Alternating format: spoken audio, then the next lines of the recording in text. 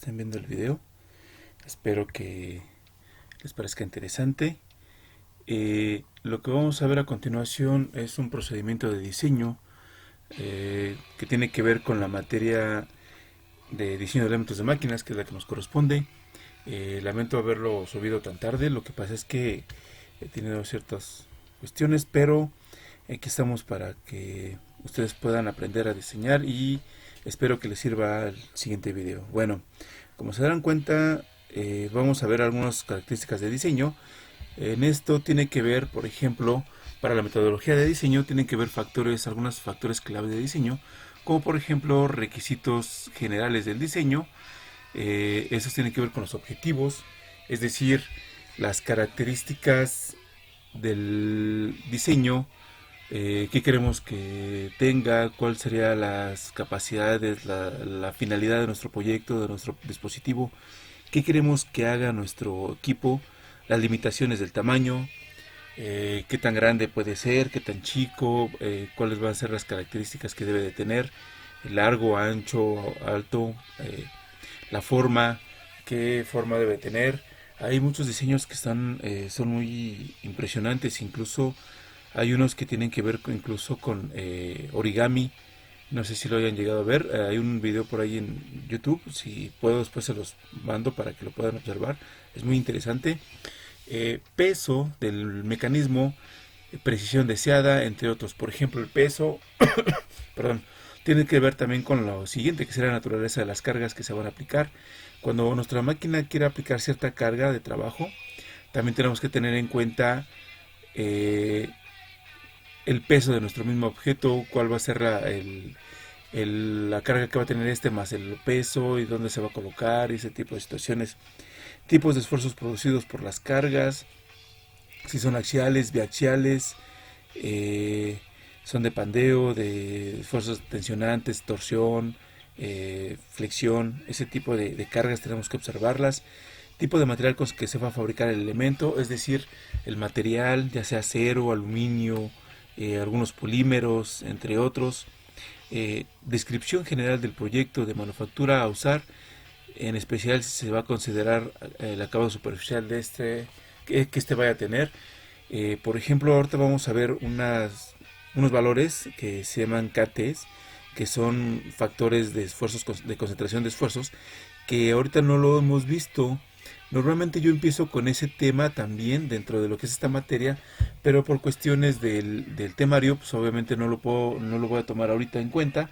Yo creo que en la siguiente unidad ya se los mostraré, les daré un poco de esa información para que entiendan a qué se refiere el KT. Pero ahorita síganme la línea, por favor, para que entiendan cómo aplicarlo. Ya cuando veamos cómo se obtiene ese valor del KT, van a entender a qué me refiero. Y obviamente lo que es la confiabilidad deseada. Es decir, perdón, qué tanto deseamos que nuestro equipo sea funcional, cuáles son las características que deseamos que tenga, que, qué tanto tiempo de trabajo, con cuánta precisión y ese tipo de situaciones. Ok, entonces vamos a ver este ejemplo. Este ejemplo de aplicación lo tomé de la página 201 del texto y este dice así. Se va a colgar un gran transformador eléctrico de una armadura del techo de una construcción de peso total del transformador que son de 32.000 libras. Diseñe los medios de soporte. Es decir, tenemos el techo y sobre el techo o a la altura del techo se va a colocar un transformador y este transformador se va a soportar del techo. Teniendo en cuenta que es diseño, obviamente es lo que nos dice el ejemplo, pero si nosotros quisiéramos ampliar más este concepto, no nada más nos estaremos enfocando a que será colgado, también lo podríamos tener como en una superficie tipo mensurar donde se genera un triángulo, esto estuviera anclado a la pared y eso nos permitiera soportar el peso, que incluso si ustedes lo notan en lo que son los postes de luz normalmente así es como los colocan, pero pues, obviamente depende de las características y el lugar donde se vaya a colocar. Para nuestro caso, pues obviamente nos dicen que del techo, y entonces haciendo caso del ejercicio vamos a generar por un soporte, ¿no? Ese soporte que sería la base, estaría sujetado a la pared mediante unas barras, y esas barras vamos a suponerlas cilíndricas, roscadas a los extremos.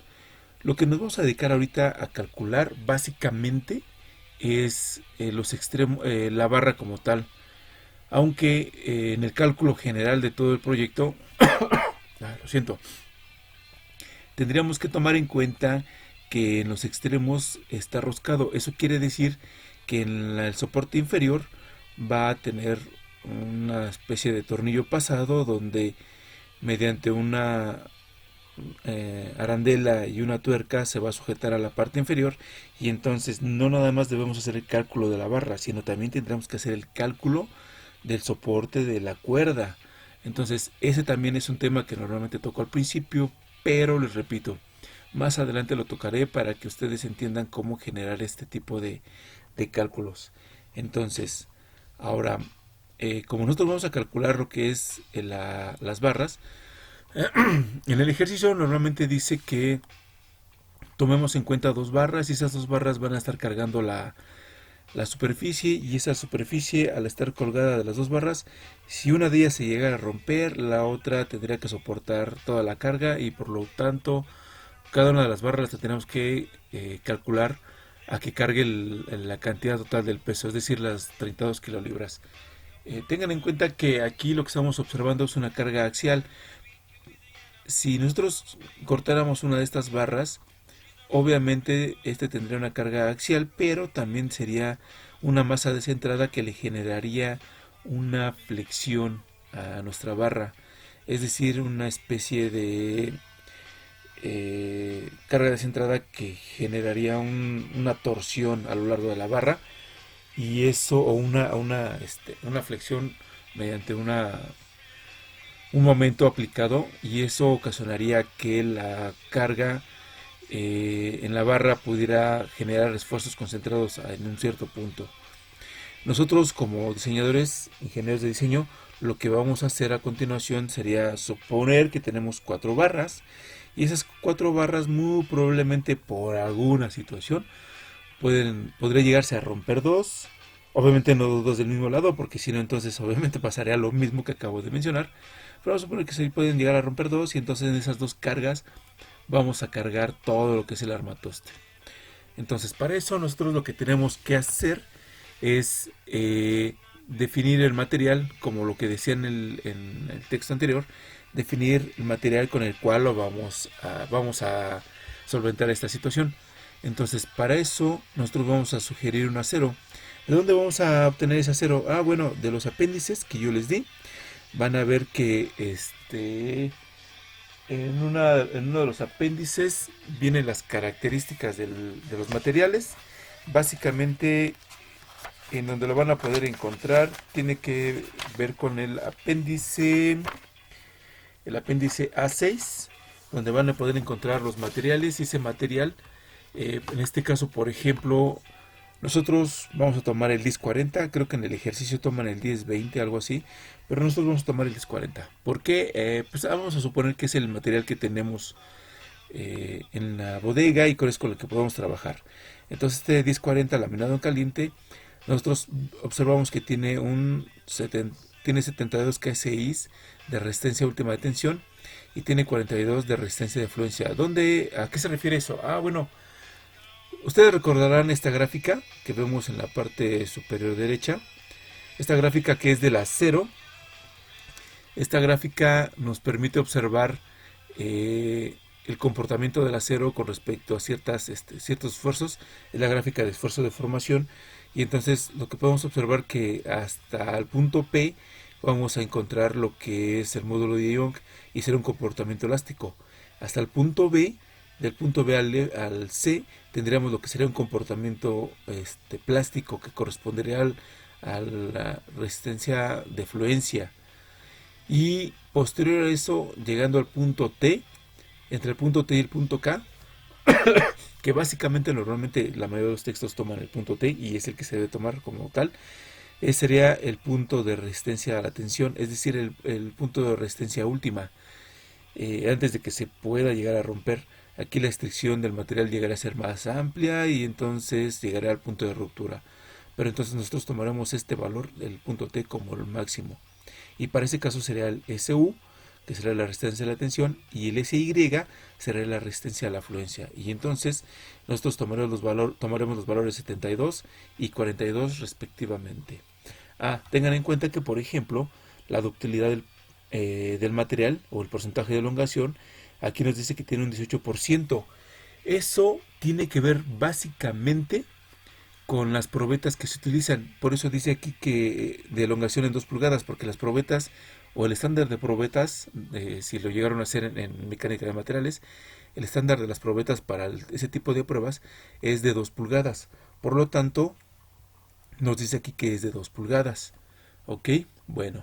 Continuando con el ejercicio, entonces nosotros ya tenemos los datos, que son las 32 kilolibras, una varilla roscada en los extremos, cilíndrica, acero 1040 laminado en caliente, la resistencia última y la resistencia de fluencia, y entonces el porcentaje de elongación.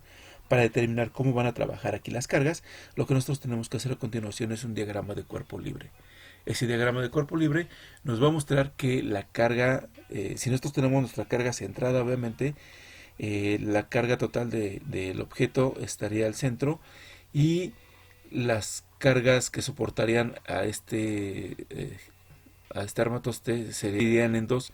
Entonces el peso de la carga sería la mitad en cada uno de los extremos. Como les digo, tengan en cuenta que ahorita este es un ejercicio básicamente educativo, por lo cual nada más toma en cuenta lo que es el transformador. Sin embargo, también debemos tomar en cuenta lo que la armatoste para un cálculo más real, porque si no, entonces estaremos suponiendo que el armatoste, la estructura que estamos suponiendo diseñar, no tiene ningún peso, y eso sería totalmente erróneo, porque sí tiene un peso también, y eso se incluiría dentro del peso de la carga. Entonces, tomando eso en cuenta, los cálculos que vamos a hacer a continuación serían los siguientes. Teniendo los datos que ya observamos dentro de lo que es el diagrama que les explicaba en clase sobre los tipos de cargas, nosotros observaríamos que esta carga, que este diseño tendría que ver con una carga estática de un material dúctil uniaxial. Esto lo estoy mencionando de la página 194 del texto que les di. Y esto nos llevaría al caso C1, que es precisamente. El caso C1, este esfuerzo sería un esfuerzo de diseño. Y este esfuerzo de diseño nos dice que tendríamos el esfuerzo de fluencia entre el valor de n. Si recuerdan también el valor de n se los mencioné. Y ese valor de n sería el factor de diseño. Ese factor de diseño tiene que ver básicamente con las características de lo que nosotros estamos suponiendo va a tener nuestro diseño. Es decir, qué tan fiable sería nuestro diseño. Yo estoy tomando aquí el valor de n igual a 2.5 y ese n igual a 2.5 tendría que ver con un diseño de elementos de máquinas bajo cargas dinámicas con fuerza promedio en todos los datos de diseño y que suele ser empleada en la solución de ese problema. Ok, entre 2 a 2.5 sería el valor de n igual a 2 a 2.5 y el valor de n de 2.5 a 4 sería donde las cargas son, pues no tenemos una certeza de cómo va a estar cargada, de cuáles serían las condiciones en las que se encontraría, si se encontraría en una situación desfavorable, a lo mejor ambiental, o que el lugar no se le dé el mantenimiento adecuado y ese tipo de cosas. Entonces, nosotros suponiendo que sí va a tener cierto mantenimiento y sí va a tener ciertas características que le provean una estabilidad al sistema, vamos a sugerir un valor de 2.5.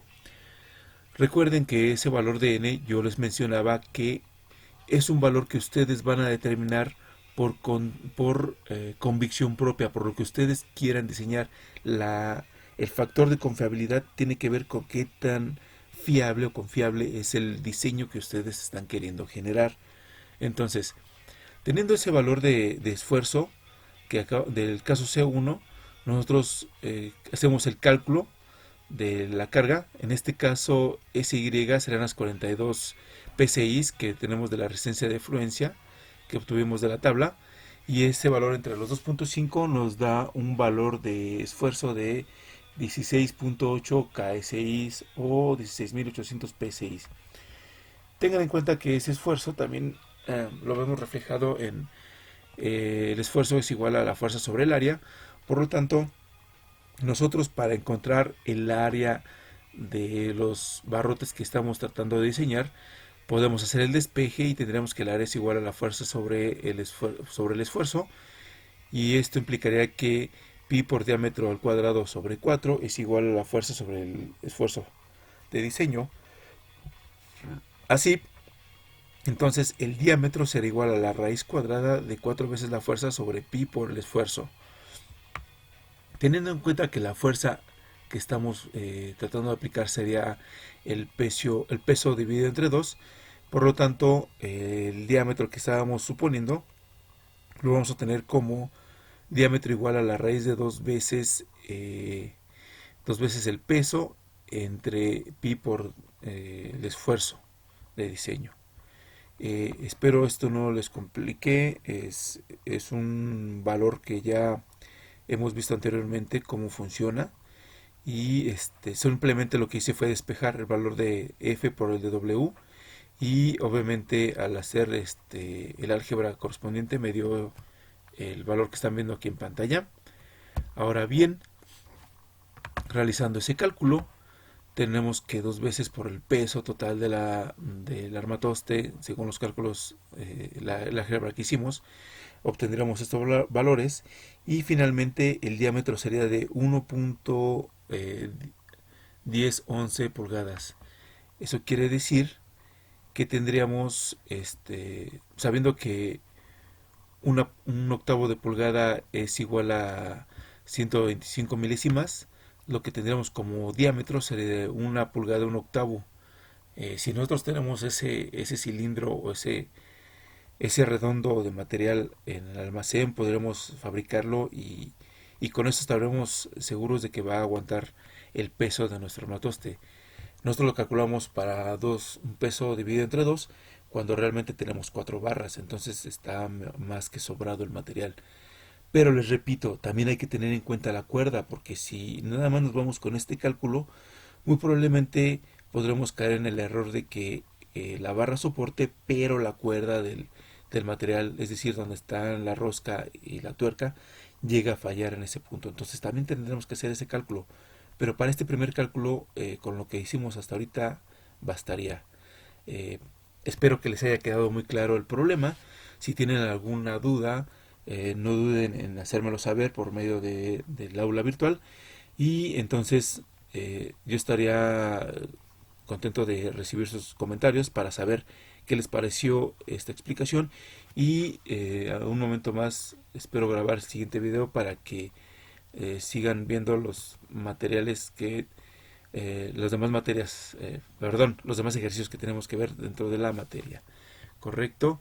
Entonces, bonita noche, día, tarde, madrugada y bye.